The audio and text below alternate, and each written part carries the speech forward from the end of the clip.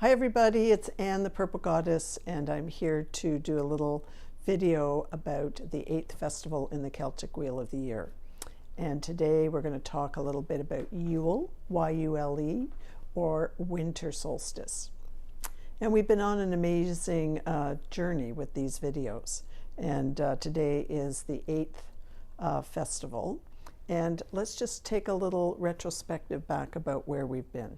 Because the Celtic Wheel of the Year is all about moving with the cycles of the earth and how we might be able to have a new appreciation for light and dark, death and rebirth in our culture.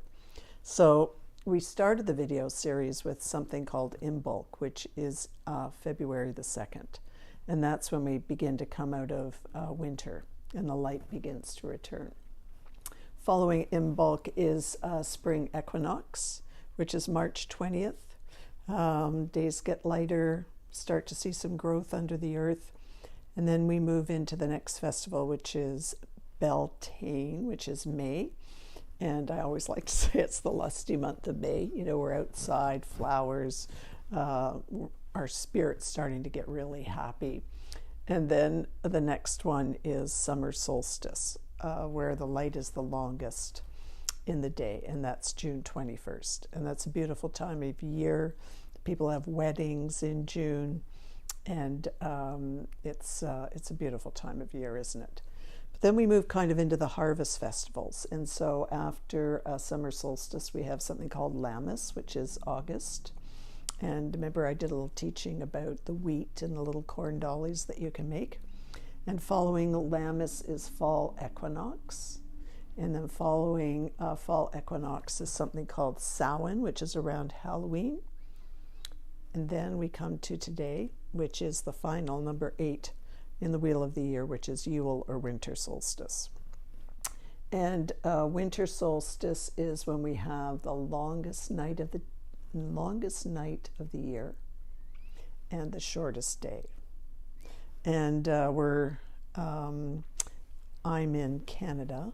We're in winter now. In different parts of Canada, we're in different levels of snow and cold. At the moment here where I am, we don't have a lot of snow, but we definitely are in winter, and we're gearing up towards the end of the year when things are going to be quite dark.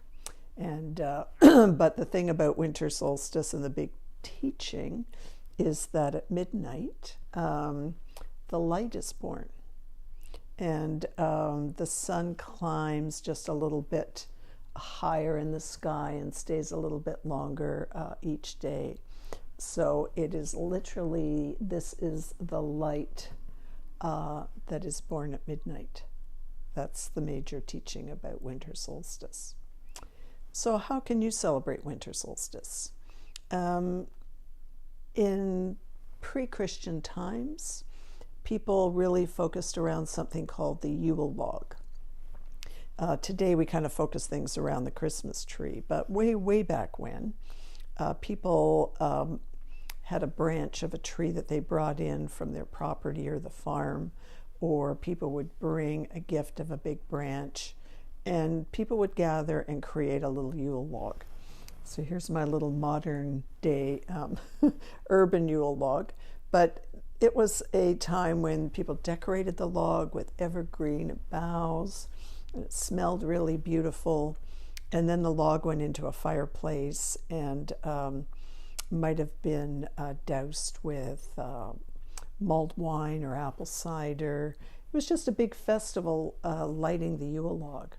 And often there would be a Yule log, a remnant of the one from the year before, that would be part of lighting the new one. And this is just a really beautiful symbolic thing about bringing the year past to light the year going forward.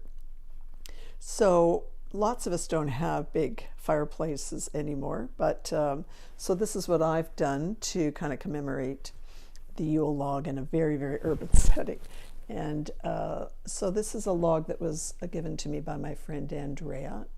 And I think this is the 5th year that I've had it. And every year I put new kind of tea lights on it.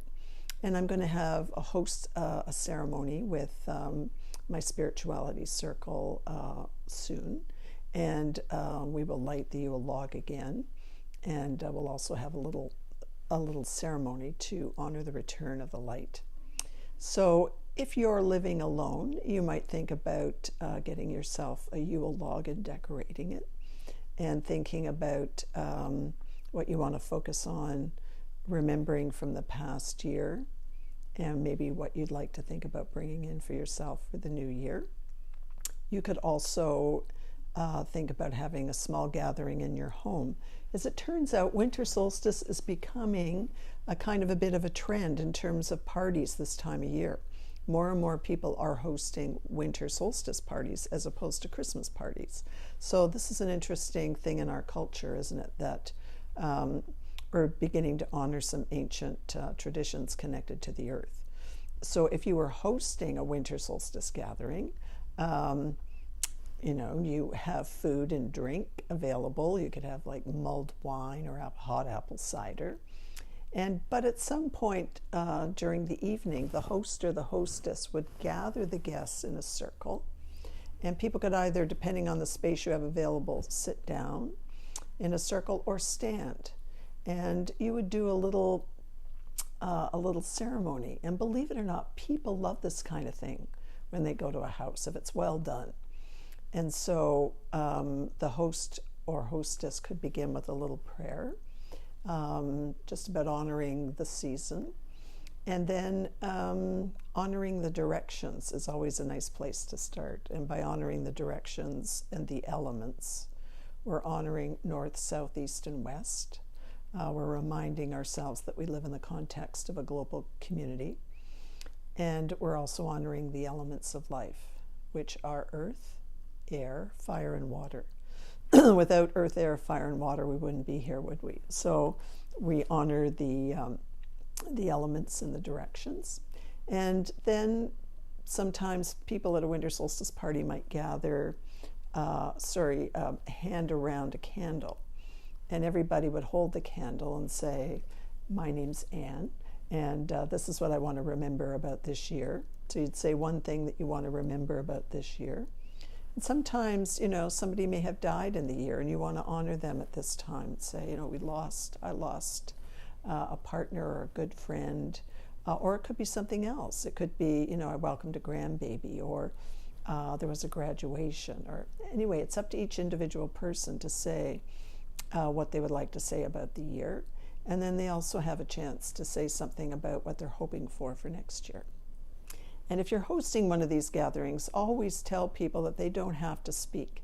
Sometimes people are really nervous. Oh my gosh, there's going to be a big ceremony, I'm going to have to speak. Just say, if you don't want to say anything, just pass your candle to the next person. That's perfectly okay.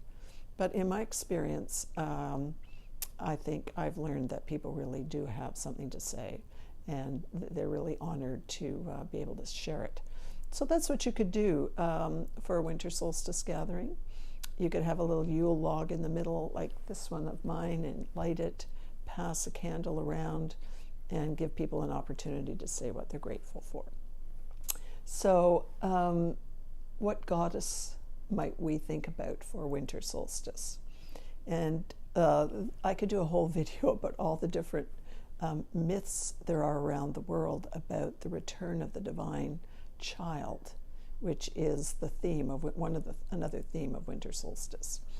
So there's Lucinda, the story of Lucinda connected to the ancient Greek mythology. And then there's also Cyrduin, who's a Welsh goddess.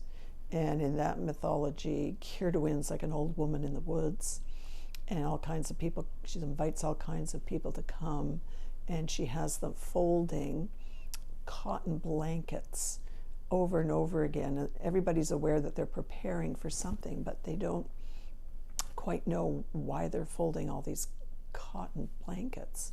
And then all of a sudden, probably because it's the Welsh goddess Cyrduin, out of a magic cauldron comes this divine, beautiful child that's born. And then she asks the people who are there to bring out their cloths to swaddle the new baby. Isn't that a story that might sound familiar to some of us? So there are a lot of goddesses that have a story connected to the divine, beautiful child that's born at winter solstice. But there's another goddess that I want to focus on that I think might have some relevance for us today. And she comes from Japan, and her name is Amaterasu. And here is the card about Amaterasu. So I'm just going to make her story very short to illustrate the point, but she is the goddess connected to the sun. And she went through a terrible time in her life, and she had to, I think there was some kind of rejection with her family of origin, or something bad happened in her family of origin. And she had to go into a cave to kind of recover.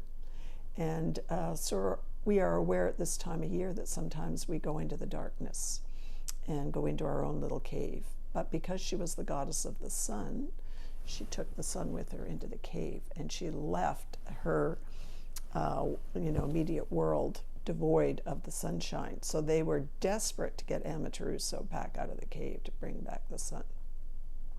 So nothing worked to get her out of the cave until finally another goddess by the name of Yuzumi, who was kind of like a wild woman, stood outside the mouth of the cave and told really raunchy jokes to Amaterasu to try and get her to lighten up. And she also held up a mirror so that Amaterasu could see herself. So the combination of seeing herself and her reflection in the mirror and the laughter that she found within herself, she came out of the cave. And when she came out of the cave, she brought the sun.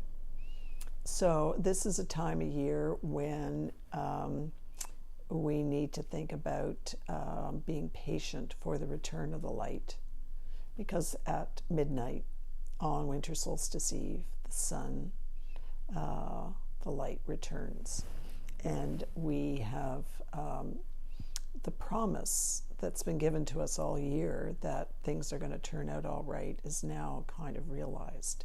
And we can relax and just embrace the mystery of the year ahead. We don't know what's going to come for the year ahead, but the sun is there. If we give ourselves the opportunity to come out of our own cave, we will experience the sun as well. So I want to conclude with just a little bit of a benediction. And I'm not sure where this came from. If I find it for future reference, I'll cite it for sure. But I want you to kind of just think about the words that I'm saying as something that you can say at the end of the year and sort of a little bit of a benediction as we go forward. And at the end of each line is the phrase, "Let all go as I will."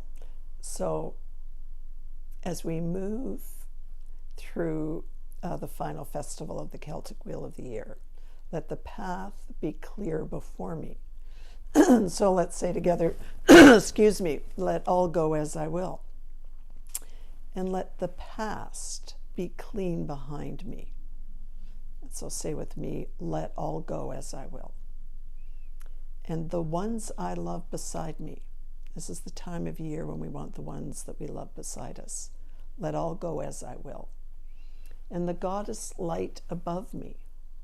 Let all go as I will.